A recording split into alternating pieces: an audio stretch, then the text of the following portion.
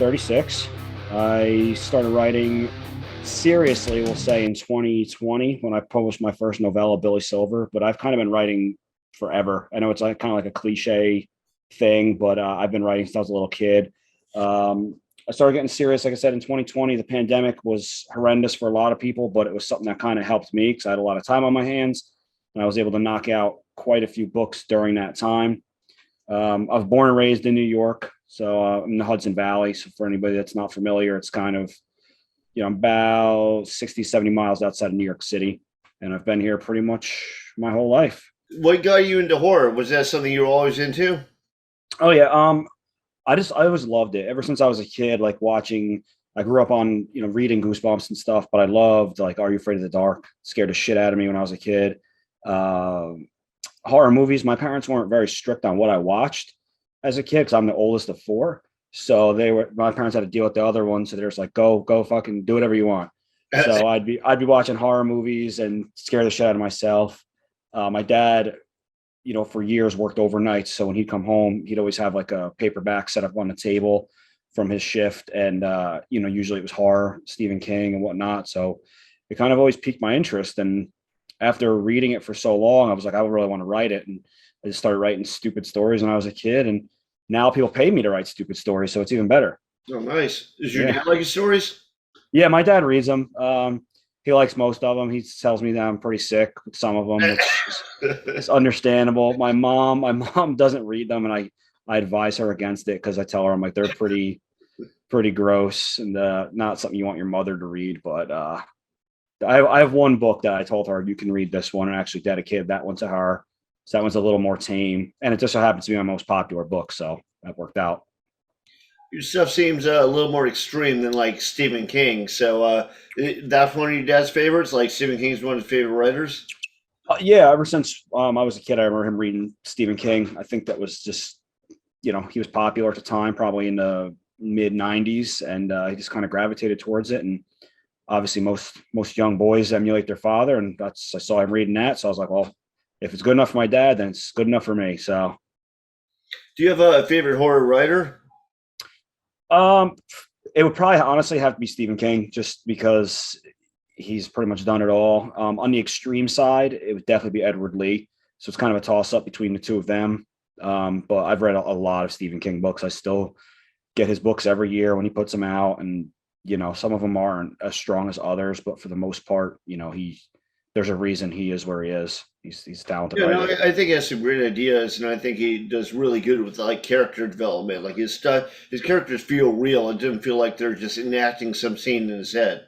Oh yeah, his one of his newer books, I think it was Later, wasn't really too horror themed, but it was excellent. Like I thought it was a really good book. Yeah, I like his earlier stuff better. I feel like it's a little more Mm. streamlined. I feel like later on he got like too into telling way too much background, way too much internal thoughts and so on. But I think he is kind of underrated. I remember him saying that his writing was the equivalent of a Big Mac and fries. I don't feel that way. I feel like he has more talent than he wants to admit.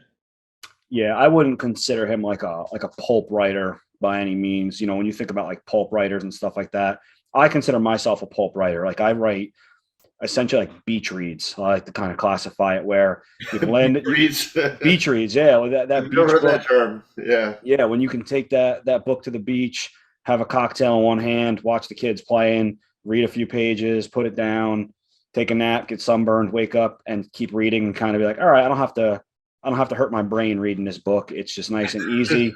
I'm gonna get a good story. It's complete. There's gonna be some cool stuff along the way, and at the end, I feel satisfied. Do you like to stick to short stories over longer tales? I find my strongest point right now is writing novellas. So I generally stick to that. 40,000 words is like my sweet spot right now. I Okay. think probably one, two, three, four, five, six of my books, some that aren't even out yet, are with it between 35 and 40,000 words. Okay. So I just kind of find that as a happy spot for me. Okay. What most of the inspiration is that you just think of random stories, you try and connect them. What's your thought process going to that? Um, Honestly, a lot of the time shit just comes from me from like the ether. Like as stupid as that sounds, like I'll be driving and I'll be like, maybe I'll listen to a song or something and something just pops into my head. And I'm like, holy shit, that's a great idea. Let me write that down. And I'll pull over and I have a recorder on my phone and I jot down some notes on it. And That's what I do. I take notes on my phone whenever I want to yeah, write something. I'm like, that's a great idea, and I'll probably forget about it when I sit down to write. So, yeah. Voice recorders are always great because you can just kind of stream of consciousness, just talk. Some of the stuff is maybe I'll want to write a specific story. Like one of my novellas, Gift of Death. It's actually based on a song, and I was like, I want to write a vampire book, and that kind of I like the title of that song. I had this idea, and I'm like, you know what? I want to do vampires, and this kind of fits. okay. I find that when I hit like a blockade in my writing, like I'm like, how should I evolve the story next or whatever? I try to leave it alone and I go do some physical exercise, like I take a bike ride or something like that, and just that the endorphins rushing through your head and everything. Like by the end of that bike ride, I know where I want to go. Is that your process? Is that anything like your process? No, honestly, not really. Sometimes I'll have like a seed of a story where I'll get like a title. And I'm like, that's a really great title, and I'll put it in there. And when I'm sitting down to write a book, I already know everything. I'm an outliner. Not a hard outliner, but like I'm working on a book now and I know how it's going to end. I pretty much know my steps to get there. Some little things might change here or there, but for the most part, I don't go into writing a book blind. A short story is different. A short story, I'll be like, fuck it, I'm going to write something about, whatever, a cell phone or something like that, or there's an open anthology call. Then I'll just kind of go for it. But on a book or a novel or novella, I have to have an outline. Okay, I know that people like Alan Moore. I'm a big fan of Alan Moore's writing, and when Alan Moore writes a story, what he'll do is he'll draw like almost like little comic book pages, and he'll plot everything out. And he won't have a definite ending for it, but he'll kind of have some ideas about where it's going. Do you do anything like that? Um, I have I have switched some of the endings up. I know in my book Only Psychos, I had a completely different ending, and then as I started writing it, I had a really good twist ending that became the actual ending of the book. And I kind of allowed myself that leeway. Like I don't just stick to the outline. I will allow myself the leeway, and I knew where it was going, but I wasn't sure of the ending. I had like a weaker ending, and then as I was going, this new ending popped in my head, and I was like, all right, yeah, this is definitely the way to go. So I will for some instances I will know where it's heading, but sometimes I will allow myself that freedom to just change it as needed. Okay, so you're a little bit open to changing the story, but that's mainly for short stories. For the longer ones, you have more of a definite, streamline, the story that you want to tell. Yeah, for the most part, I kind of know where I'm going with something longer, and that kind of helps keep me on track because I was the kind of writer that would start. I can't tell you how many half finished novels I have in my computer, because I would start it and I would lose interest or something else would pop up. And right now I'm finding myself, thankfully in a spot where people are looking for work from me, especially like short stories. So I have to stop writing like my current novella or novel and go write a short story. And I won't go back to that novel for 3 or 4 weeks. And sometimes you lose that spark. And for me, that's where the outline helps because I'll pick up that outline, I'll reread the outline and maybe the last 3 or 4 pages that I wrote, and it kind of rekindles that flame. And then all of a sudden, I'm right back into the story, and I can just take right back off.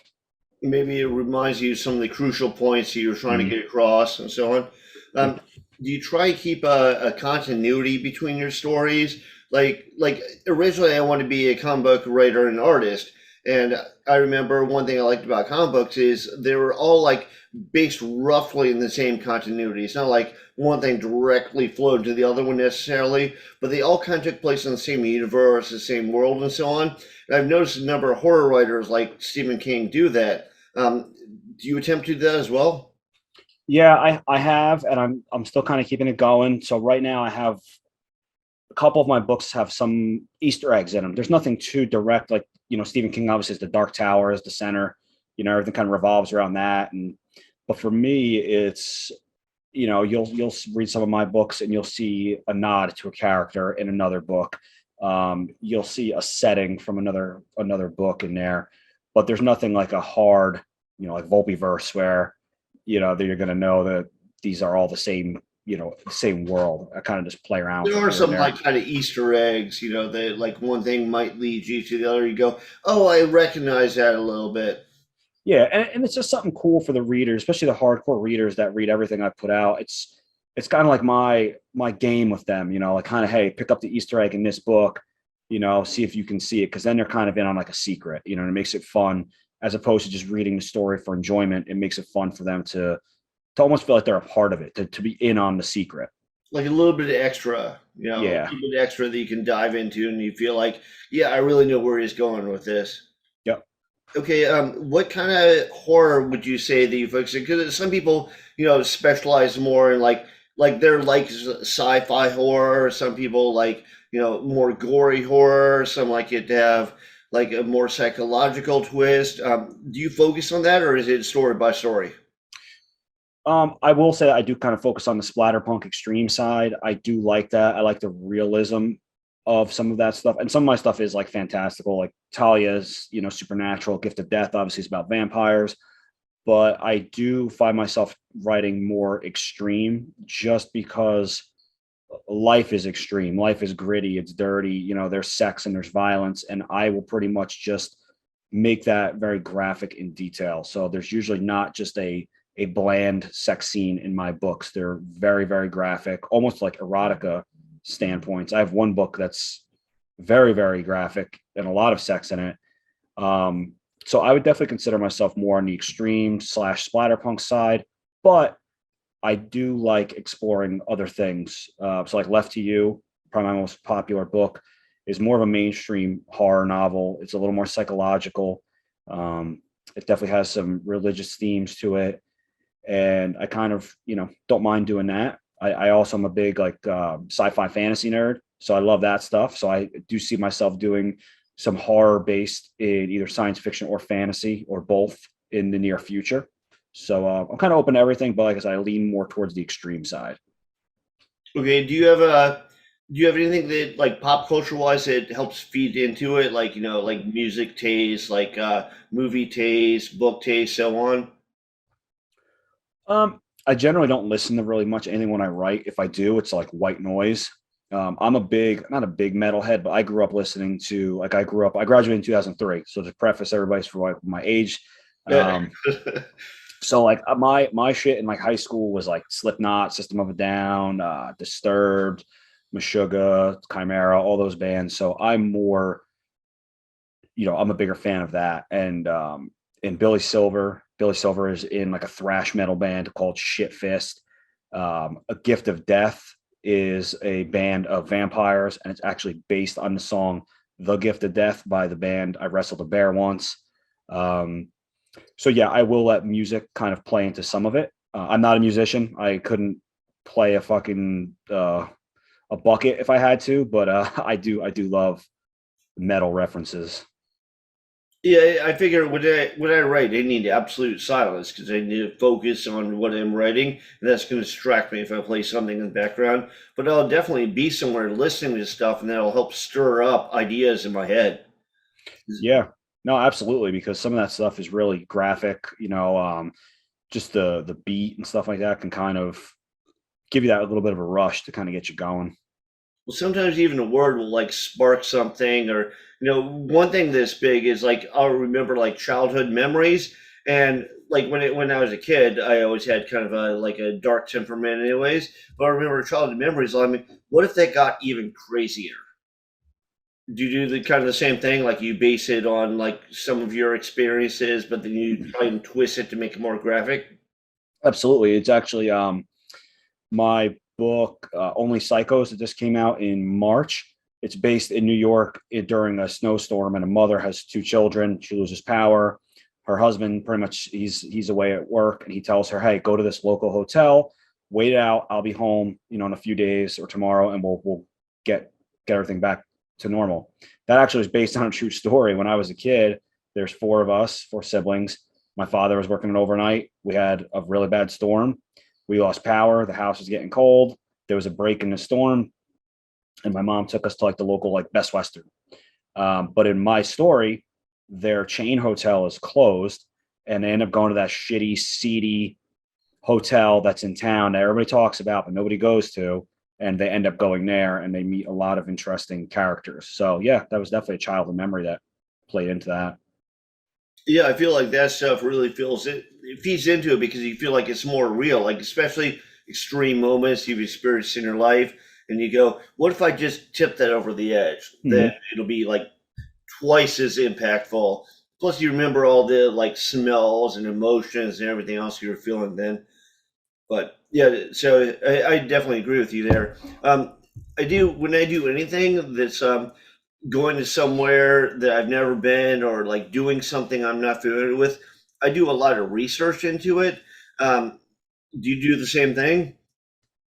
It all depends on the story. So like Left to You is has a very, very probably about 30, 40,000 words of that book is set during the Holocaust. It's actually set in Auschwitz. So like I'm a big World War II buff, but I don't know that much about the Holocaust and the inner workings of a concentration camp. So I had to do a lot of research in geography about where the camp was located, how it was laid out, some of the activities that happen there. Obviously, I even got down to like the food. So the food that my characters eat is historically accurate. Um, Everything. The only thing I really changed was the characters. They're not based on real people because I didn't think that was appropriate, but they were just figments of my imagination. But that book took hours and hours of research to make sure that it was not only accurate but done tastefully and respectfully to the victims. Yeah, no, I agree. I think because people will call you out. People Mm-hmm. like I did a short story about the trenches in World War I, and the thing that people called me out on is like this guy's going crazy and writes letters back to his fiance. They're like, "That's not the way people wrote back then." I'm like, and then I had to research it and I had to like look up letters from the era and I changed it.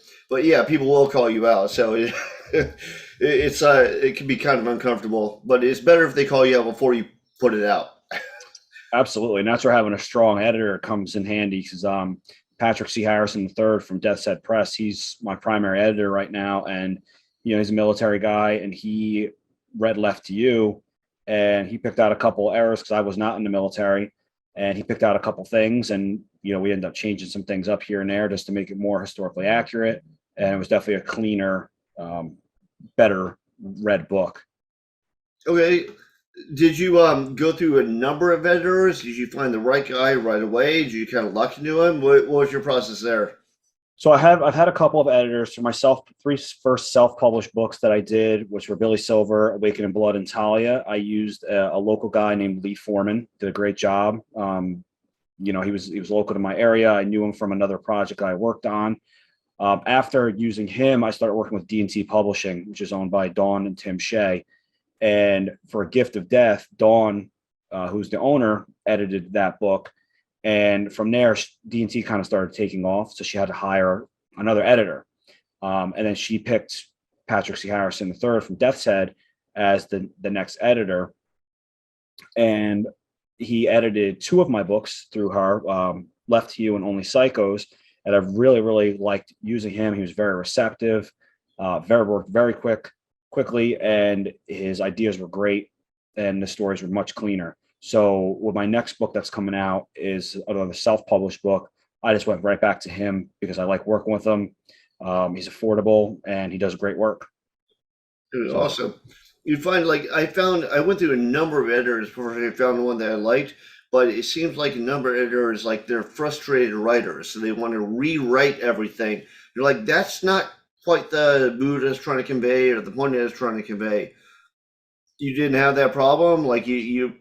no, and Pat is a writer himself, and he never really tries to change anything. He'll make suggestions as a reader and say, hey, you might want to do this to convey it better for the readers, but he'll never say like, oh, you should change this or that because it doesn't seem to work for me. he's going to always give you constructive criticism as to why it doesn't work for him as a reader, not as a writer. Okay, yeah, no, that's great. Yeah, that sounds like you've had a better experience than I have. Yeah. There, I always one thing I always struggle with, like especially when I started out, I was like, I really like John Steinbeck. He's one of my big influences, and H.P. Lovecraft is one of my big influences. But John Steinbeck is a lot more like he micromanages all the details of the background and everything that's going on, and Lovecraft tends to be a lot more loose, and you kind of have to, you have to dig into your imagination to envision the world that he's presenting to you. Um, did you fight with any of that sort of thing?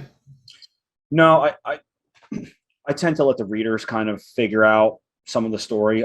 They're very smart people, and I want them to use their imaginations and to kind of figure some stuff out. Certain things that are setting, when the setting is really, really important, like in Left to You, with it being set in Auschwitz, I had to really paint that picture for them to say, hey, this is how it is, this is how it looks, this is how it smells, this is the layout of it.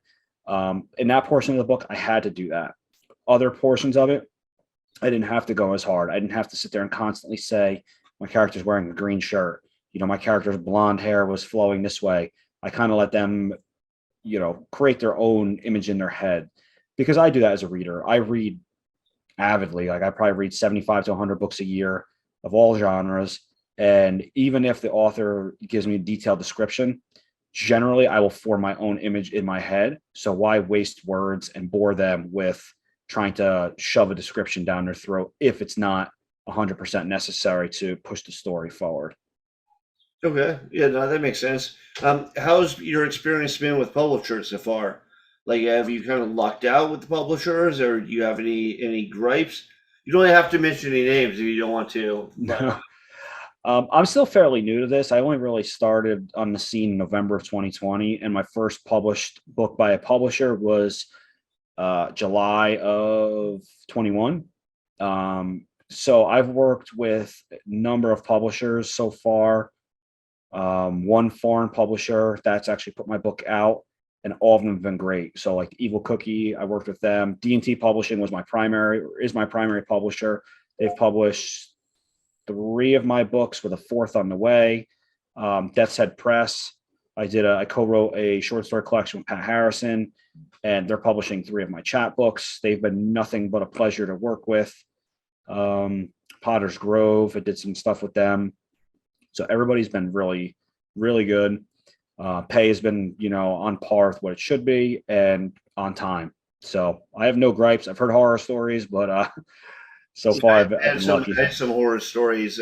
There's one person. They're not. I don't even think they're around anymore. So I've really mentioned them. But Damnation books. They were fucking horrible, and they were actually violating the contract I signed with them. And I had to get a lawyer to get my contract back. But yeah, so there've been some problems.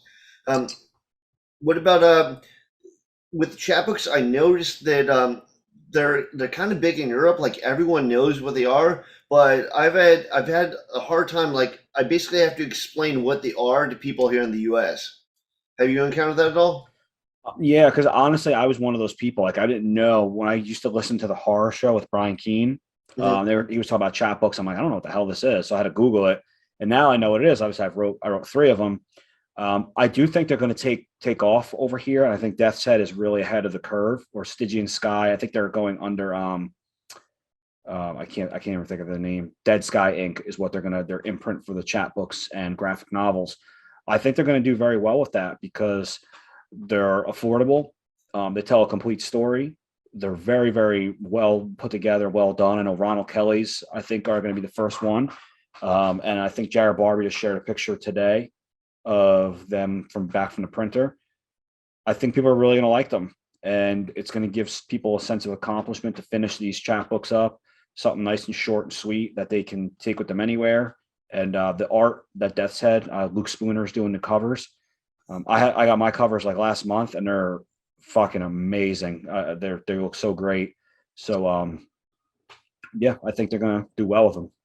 Nice. Do you do limited editions of them, or is it an open run? No, so Death's Head, I believe, is going to publish a limited amount of them because they're not doing them on Amazon, as far as I know, at least in a physical copy. Ebook might happen, but I can't speak for them. So they're going through a private printer and they're printing a certain amount of copies, and I believe that will be it. So it should be a pretty cool collector's item for people that are fans of the authors that are putting these out. Okay. So what do you find sells the best? Do you find the chapbooks, or you find ebooks, or I don't know if you've done Audible. I do. My latest novel is available in audio, and that sells way more than everything else. Um, for me right now, the biggest seller is probably signed paperbacks. I do a lot of business with signed paperbacks because people seem to really like them. They're collectors. They like to have that physical book in their hand. And I generally throw in some swag items with it. So every time I do a paperback and I do signed releases, I will make up these like little packages for people just so they get a little bit extra, a little bit something special. So usually I'll do some magnets, I'll do some bookmarks, some stickers. Some of my books I'll make special book plates and I'll do numbered editions, signed and numbered editions. That was a good Um, idea. Yeah. yeah, so a lot of times that's kind of been my best seller. Audible, I only have one book that I put on Audible myself, and that is Billy Silver, but through D&T Publishing, they have done A Gift of Death and Left to You in Audible, and they're doing well. I mean, not burning the world down, but they're selling for sure. Okay. Awesome.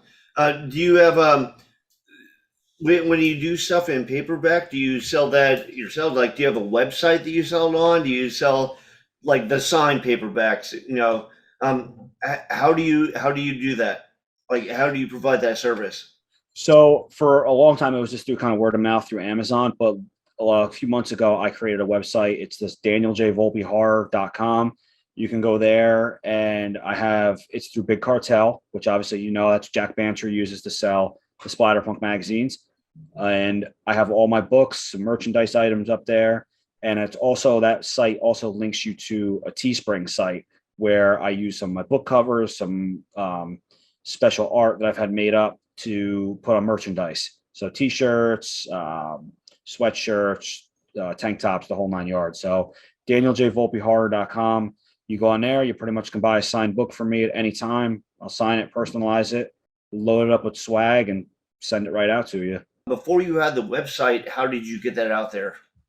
It was really a kind of a pain in the ass because it was just through like I'd go on social media and just Facebook, Twitter, Instagram mainly, and just pretty much put up a stack of books and say, hey, I have these available. If you'd like a copy, shoot me a direct message.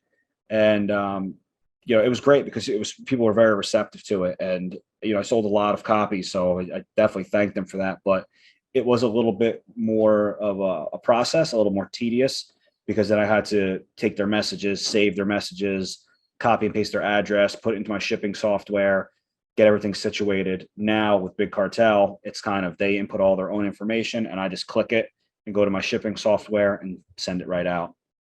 Okay, nice. Have you tried videos for any of your stories? Like, people make these like 30-second videos. Yep. So Spook Rat FX, actually down out of New York City, he did a trailer for Left to You, and it was amazing. Like, I couldn't believe, just on like kind of the shoestring budget and stuff they had lying around, they made this amazing trailer to Left to You.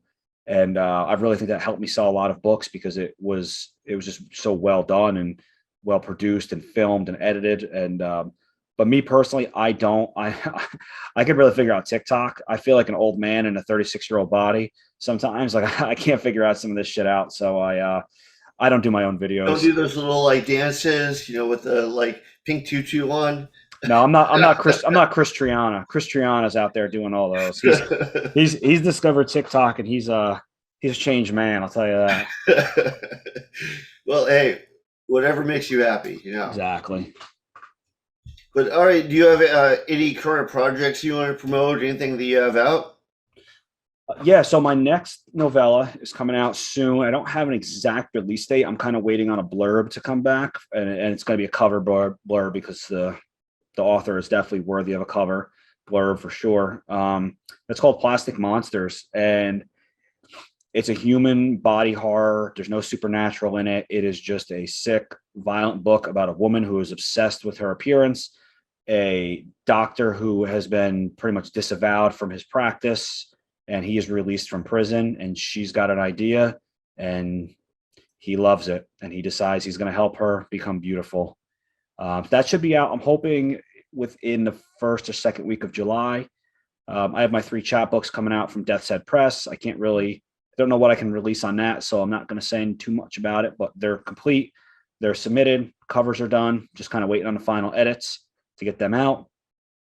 My sequel to A Gift of Death, Black Hearts and Red Teeth, that will be out from D&T Publishing in December. And I have a secret project with a couple other really cool authors that'll be coming out soon. Okay, awesome. And they can find all that stuff in your website?